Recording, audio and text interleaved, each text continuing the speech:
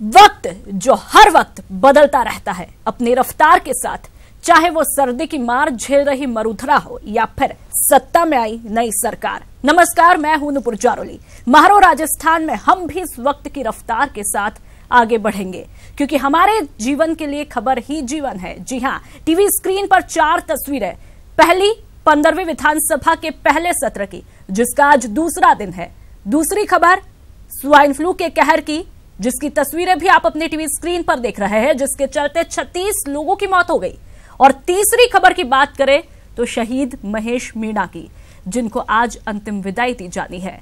चौथी और आखिरी खबर कोल्ड अटैक की, जिसने लोगों को टॉर्चर कर रखा है। तो ये चारों तस्वीरें आपकी टीवी स्क्रीन पर, जिस पर आज न्यूज 18 राजस्थान अपनी पैनी निगाहें बनाए रखेगा। सीकर के सपूत को सलाम। जी हां, शहीद महेश मीणा का आज अंतिम संस्कार किया जाएगा। राजकीय सम्मान से अंतिम विदाई दी जानी है। पैतृक गांव सीकर के लापुआव में आज अंतिम संस्कार शहीद महेश मीणा का किया जाना है। श्रीनगर के पुलवामा में आतंकियों से मुठभेड़ में शहीद हुए थे महेश मीणा।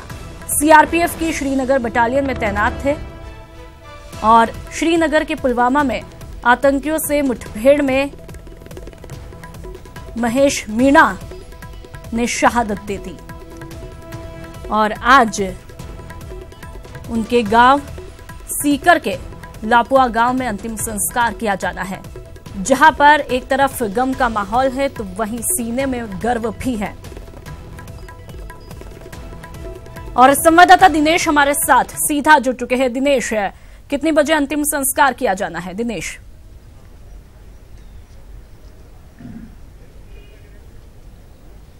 नुपुर, देखिए, अंतिम संस्कार की अगर बात करें तो 12:15 बजे ये प्रक्रिया पूरी होनी है। लेकिन इससे पहले, क्योंकि पार्थिव देह जो है वो कल शाम यहाँ पर रींगस थाने पर पहुंचा था, अभी फिलहाल जो है वो रींगस थाने पे पार्थिव देह रखी हुई है। यहाँ से कुछ ही देर में शव रवाना होगा उनके पैतृक गांव के लिए। लापुआ गांव यहाँ से तकरीबन 7 से 8 किलोमीटर की दूरी पर है और यहाँ जो है वो तैयारियां जो है वो अंतिम दौर में है।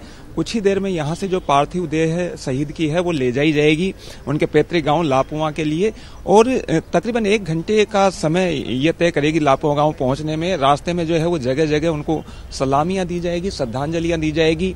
स्कूली जो छात्र हैं, स्टूडेंट्स हैं, वो जानेंगे कि किस तरीके से जब शहादत होती है तो कितना फख्र जो है वो देश को होता है। साथ ही ग्रामीण जो है आसपास क्षेत्र के, वो जो है वो जानेंगे इनकी शहादत को। पूरा गाँव जो है वो गमगीन है। जैसे ही सूचना शहादत की मिली थी महेश कुमार मीणा के, उसके बाद से पूरे गांव में गम का माहौल है, साथ ही फख्र का भी माहौल है, क्योंकि जब कोई शहीद होता है तो पूरे देश को उस पर नाज होता है, ना केवल इस क्षेत्र को बल्कि पूरे देश को नाज है। मेरे साथ संवाददाता अशोक हैं, जो सीकर के संवाददाता हैं, उनसे हम बात करेंगे। अशोक, किस तरह का कार्यक्रम तय किया गया है? कब ये पार्थिव देह पहुंचेगी गाँव में? देखिए, आज जब 10 बजे के करीब निकलने का यहाँ से कार्यक्रम था, उसके बाद तकरीबन 7 से 8 किलोमीटर दूर जो इनका पैतृक गांव है लापुआ, वो है, उसमें ये शहीद की शहादत यात्रा जाएगी। इसके दौरान रास्ते के अंदर जो स्कूल के बच्चे हैं वे भी शहीद को अंतिम श्रद्धांजलि देंगे, अंतिम प्रणाम करेंगे। उसके बाद जो धार्मिक कार्यक्रम होते हैं घर पे, तकरीबन 1 घंटे तक वो धार्मिक कार्यक्रम चलेंगे। उसके बाद 12:15 बजे का समय अंतिम संस्कार के लिए निश्चित किया गया है। तो सारा कार्यक्रम जो है वो उसी हिसाब से अभी शुरू होगा थोड़ी देर। तो ये जो पूरा क्षेत्र है शेखावाटी, इसे जाना जाता है सूरवीरता के लिए, शौर्य के लिए, और ये पहली बार नहीं है जब इस क्षेत्र का कोई लाल जो है वो शहीद हुआ हो। कई जो है लोगों ने पूरे देश के लिए अपनी शहादतें इस क्षेत्र की दी है। किस तरह का इस क्षेत्र का इतिहास रहा है?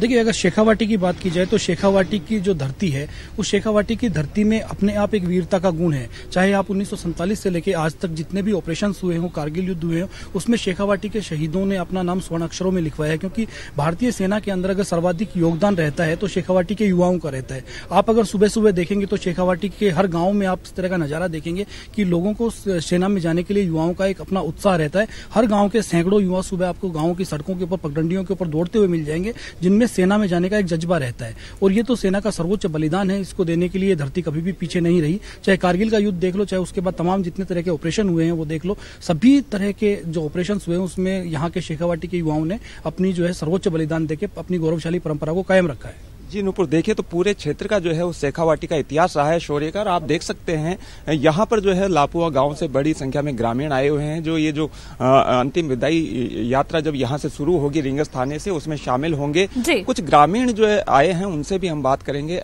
आप बताइए, आपके क्षेत्र का लाल जो है वो शहीद हुआ है देश के लिए, कितना फक्र है? हमारे को बहुत इसका फक्र है, क्योंकि ये फर्स्ट हमारे ग्राम पंचायत लामपुआ का फर्स्ट शहीद हुआ है, जो 2 आतंकियों को मारने में सक्षम रहा है और 10 दिन अपनी मौत की जिंदगी से लड़के इसने शहीद का दर्जा लिया है। हमारे गांव को इसका फक्र है, हम इसके तत्पर हैं। लेकिन एक बात है, यहाँ के प्रशासन अधिकारियों ने कल इनके माता पिताओं के न तो उनके घर गए न कोई और जहाँ यहाँ के वो जो प्रतिनिधि थे मेरे गांव के, उसी ने सारा जिम्मा संभाल रखा था। जो आप यहाँ पे अध्यापक हैं, आपके स्कूल में वो पढ़े हुए हैं, किस तरह का नेचर था जो है वो महेश कुमार? बहुत अच्छा नेचर था उनका और वो होनहार थे। उनके भाई थे विजयपाल जी, जो सब इंस्पेक्टर हैं अभी, वो CISF में हैं और सिंसियर बच्चे थे, बहुत ही अच्छे। कुछ यादें, कोई संस्मरण महेश से जुड़ा हुआ? महेश पढ़ाई में मीडियम क्लास था, तो जो अभी लाफुआ से पूर्व प्रधान है विजय जी, उनसे जूनियर था, तो वो भी मेरे स्टूडेंट रहे हुए हैं, लेकिन अच्छे स्टूडेंट थे बहुत।